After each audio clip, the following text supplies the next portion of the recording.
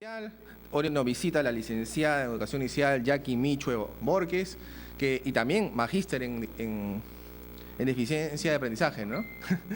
Que nos visita y con las cuales hablaremos, tocaremos el tema de cuáles son las mejores maneras de educar a un niño en la época de su infancia, ¿no? De esta etapa muy importante de su vida, de los primeros años. Jackie, educación inicial. ¿Qué se entiende sobre educación inicial? ¿Cuál es la edad cronológica, obviamente? ¿Y qué nos puedes compartir sobre ello? A ver, la educación inicial es un nivel que básicamente está comprendido para tener a los chicos de 0 a 6 años. El ministerio lo ha dividido en dos ciclos, que es el primer ciclo que comprende de 0 a 3 y el segundo ciclo que comprende 3, 4 y 5 años. Sí. ¿Me dicen solamente que te acerques un poquito? A ver. Sí está con audio, ¿no? Porque no tengo el... ¿Sí? Ya. Entonces, hay dos ciclos en educación inicial que manifestaba de 0 a 3 años y el bloque de 3 a 5 años. ¿Ya? Básicamente de 0 a 3 años son los pequeñitos a los que hay que trabajar todo lo que son programas de estimulación temprana, trabajar las actividades comunicativas y la socialización.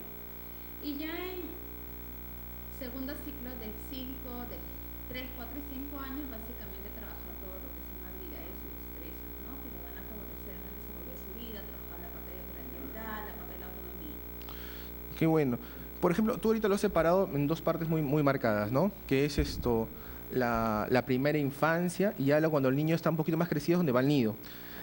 Primero quería tocar en este punto sobre las guarderías que están en la ciudad, que ayudan mucho y que son muy importantes.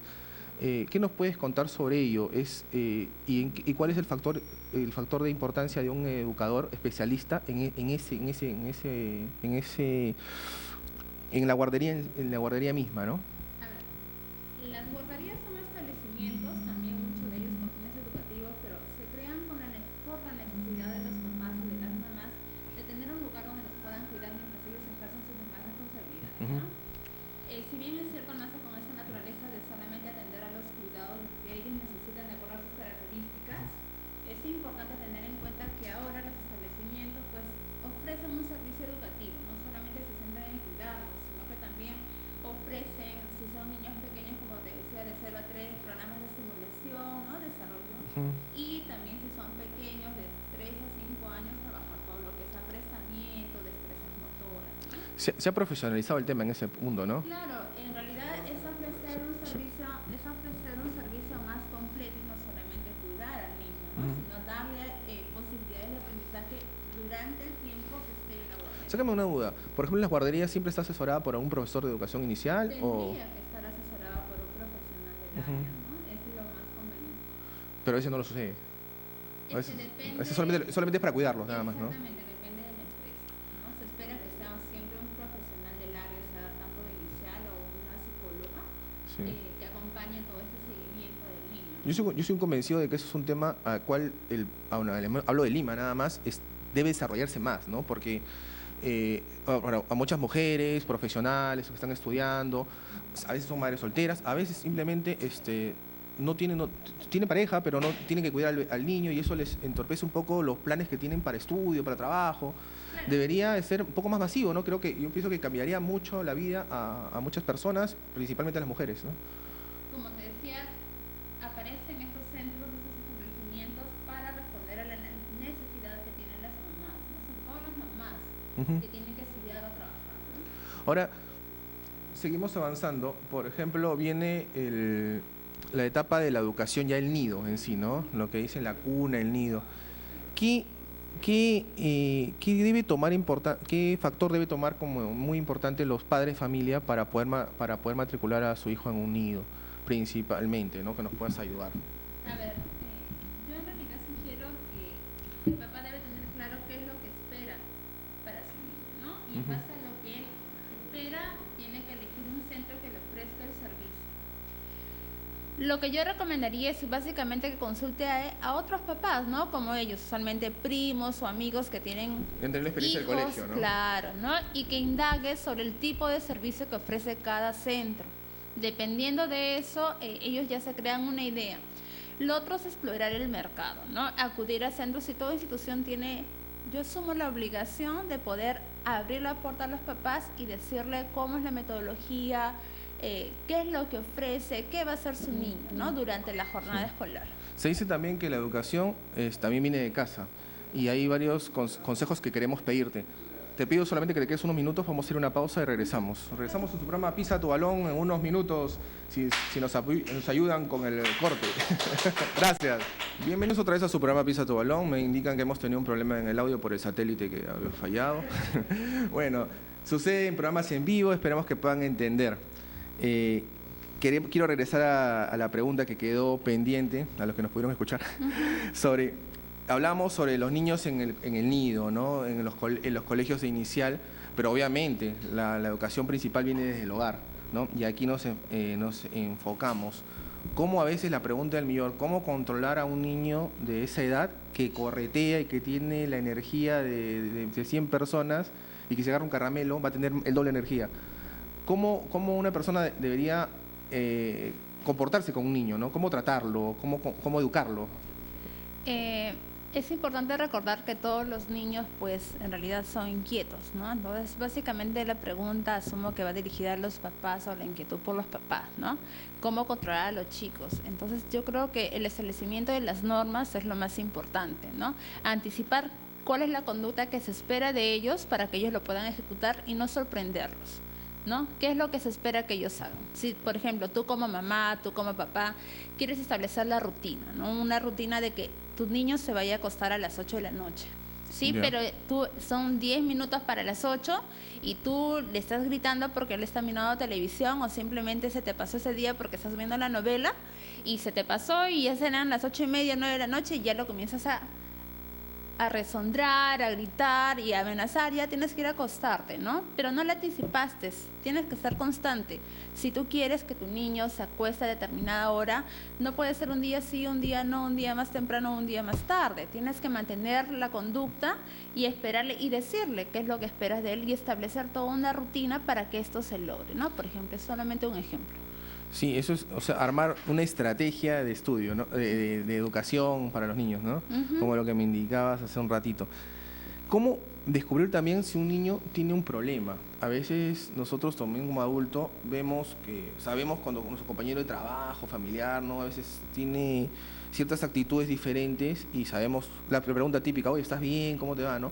En un niño a veces uno no está preparado para ser padre, a veces, ¿no? Nadie nos enseñó y ves una personita que cambia su personalidad de un momento a otro, se siente bien, mal. ¿Cómo un padre de familia podría detectarse eso? Yo estoy seguro que me dirán, no, pues ya no es el mismo de siempre, ¿no? Pero ¿qué otra cosa también debe tomar en cuenta? Las personas que más conocen al niño, pues es obviamente el papá y la mamá. Entonces, si tú conoces el comportamiento de tu niño y tú observas algo inusual, pues tienes que comenzar a preguntarte qué es lo que está pasando.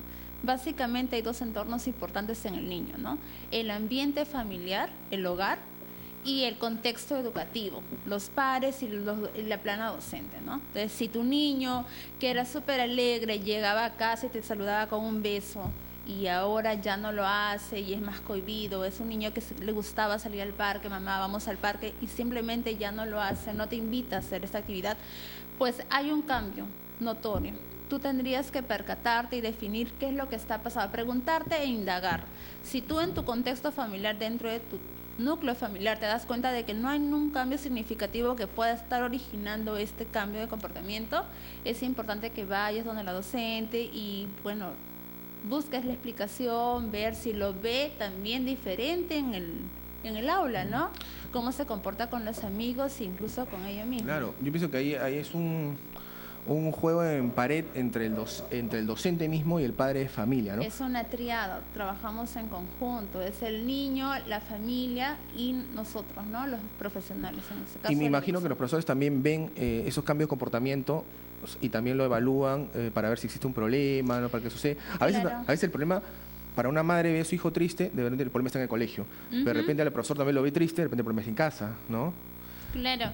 En realidad, si el niño comienza a cambiar de actitud, la docente comienza a apreciar esos factores dentro del desarrollo cuando interactúa con los amigos, y nosotros lo que hacemos es invitarla a la mamá o al papá para poder indagar sobre qué es lo que está pasando, ¿no?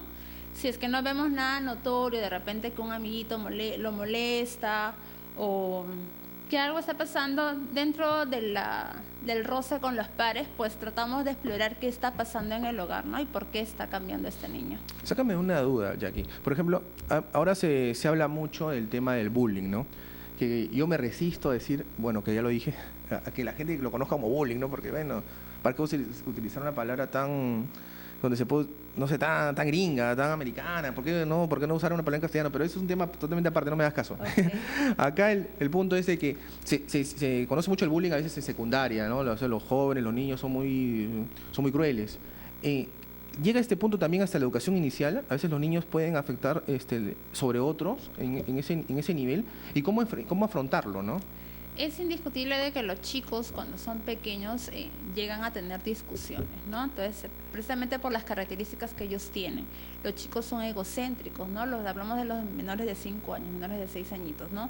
Ellos son todo para ellos. Les cuesta compartir. Ya. Entonces, en esas discusiones que de repente están trabajando con un material educativo o se crean grupitos porque siempre tenemos eso como personas de tener cierta afinidad con tales o cuales amigos, viene este conflicto, quiero este juguete, no sé cómo solicitarlo, no sé cómo pedirlo y viene el conflicto, de repente se lo arrancha o se pelean. Pero la forma en cómo va a reaccionar el niño es básicamente por los modelos que ha observado y los modelos siempre son primero los papás. Los hermanos. Exacto, los papás, los hermanos, el núcleo con el que vive el niño, ¿no? Y también nosotros, los docentes, también marcamos un perfil para que ellos nos imiten, ¿no? Entonces, eso es un proceso, está en formación. No podemos hablar del bullying porque no hay una intención de agredir al niño. Esto es parte de sus características, ¿no? Y hay que más bien darle estrategias para que resuelvan sus conflictos de acuerdo a su edad. Mencionaste, bueno, obviamente su personalidad también, ¿no? Pero también el ejemplo que le pueden dar en la casa, los hermanos, la familia. ¿Y qué va desde el entorno, por ejemplo, la televisión? ¿No? La televisión, la televisión misma. Ahora se critica mucho que ciertos programas no son los más adecuados. Y esa es la pregunta del millón. ¿Cuáles son los programas más adecuados para esa infancia? Hay programas destinados para niños, ¿no? Sí. Por ejemplo, hay canales, sobre todo los de cable, que son especializados, ¿no? Discovery Kids, que son dibujos básicamente para el público infantil. Lo que nosotros veíamos cuando eran niños, por ejemplo, He-Man o esas cosas, bueno, tipo He-Man, tipo Candy. Yo veía Timoteo. Bueno, es que tú eres más jovencito, disculpa. Eran en realidad dibujos para adultos por la temática, no es para niños. Pero ahora sí, a los que tienen acceso a cable, pues deberían buscar y focalizarse en este tipo de programas. Pero siempre tener en cuenta que el periodo en el que el niño se expone a un programa televisivo debe ser controlado, ¿no? Y la otra pregunta del otro millón, ¿qué programas o qué tipo de programas, para no hablar de uno solo, que son para niños, desde tu punto de vista no son adecuados? O sea, por ejemplo, ¿no? Déjame especular. Por ejemplo, los Teletubbies, yo no sé qué tan educativo, o sea, para un niño eran extraterrestres gordos pegándose en un pasto. De verdad, ese es mi punto de vista. Corrígeme con toda confianza, Jackie, si me he equivocado, por favor. Bueno, a ver, creo que ya no pasan los Teletubbies. No, Alberto. Bueno, pero para ese tipo de esos programas que yo veo bastante. Mira, por ejemplo, tipo Doki, tipo la cerdita, la Pepa, ¿no? Son dibujitos tiernos que de cierta forma tienen un mensaje para los niños. No, está bien, pero ¿hay algunos que no son adecuados o por ahora los que tú has visto también? El problema es de que más que los dibujos que no están adecuados ahorita es que los papás dejan abierta la posibilidad de ver cualquier tipo de programa. Los chicos miran novelas, ¿no? Miran los programas que ahora son tan criticados como los realities y ese tipo de cosas, ¿no? Ya. Listo, Jackie, te voy a pedir que todavía nos esperes unos minutos más, vamos a ir a una pausa y regresamos. Voy a mandar un saludo muy especial a la familia Martínez del Pino, que nos lo ha pedido con mucho cariño. Agradecimiento a Taxi Cabrejos, por favor entren a su fanpage, pongan Taxi Cabrejos, denle like y coticen su carrera mejor destino al aeropuerto. Volvemos en unos minutos con las preguntas del público, que ya tenemos varias y que Jackie nos va a responder. Regresamos. Buenas, ¿cómo están? Otra vez aquí con la especialista, la licenciada Jackie Micho, que nos está hablando sobre la educación inicial y los temas muy importantes de esa edad. Tenemos dos preguntas, Jackie, a ver si nos respondes. Ujú. Te menciono la primera. Te menciono la primera, que es, por ejemplo, acá dicen, ¿qué pasa?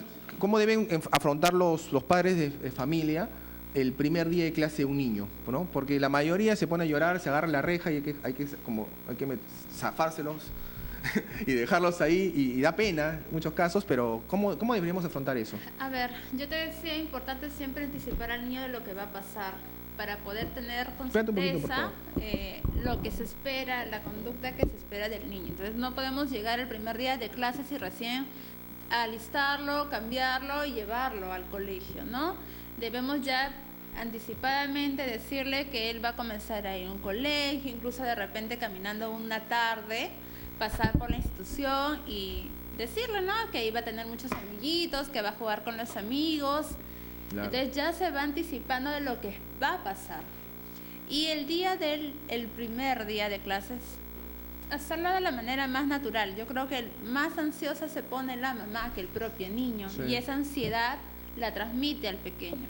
Entonces, si tu niño te ve tranquila, va a estar tranquilo. Y es más, hay veces las mamás ven a sus chicos, porque hay de todo. Hay los que lloran, y hay los que van corriendo y le dicen chao mamá, y las mamás están ahí Sí. en la puerta esperando más bien que sus niños les necesiten, ¿no? Oye, felicítate porque tu niño tuvo la fortaleza de entrar en un ambiente nuevo y asumirlo, ¿no? O sea, lo traumático fue para el padre en ese caso. Exacto.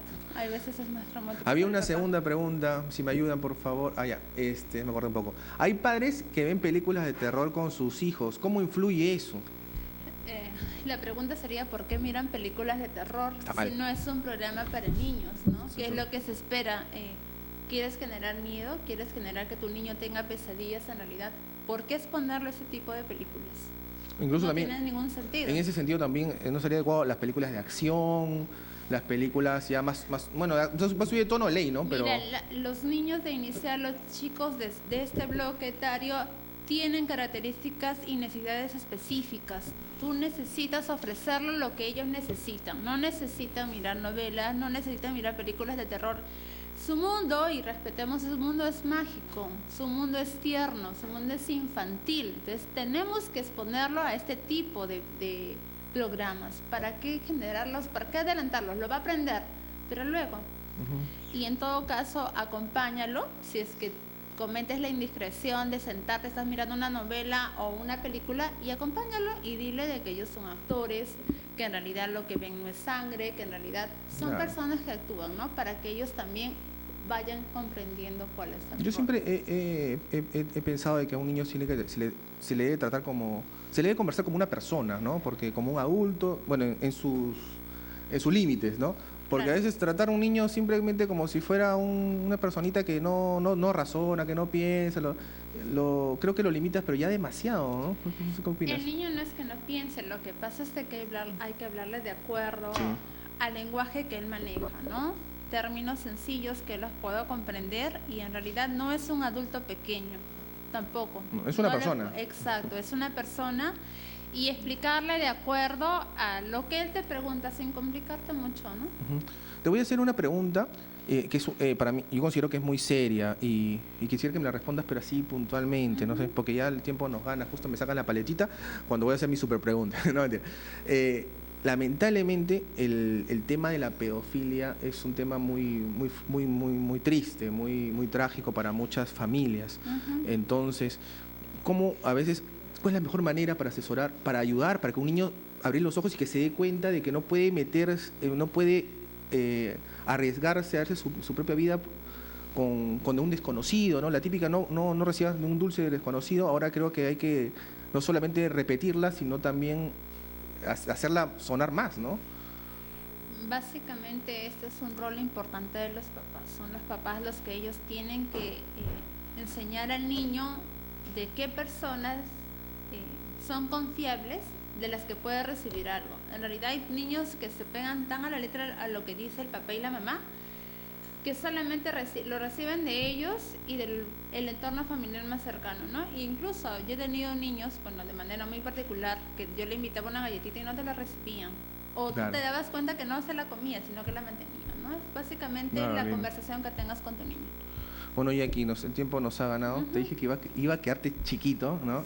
Así que por ahí a ver cuándo lo repetimos y nos cuentas más del tema, ¿no? Muchas gracias por haber venido, ha sido un honor tenerte aquí. Gracias, Alberto.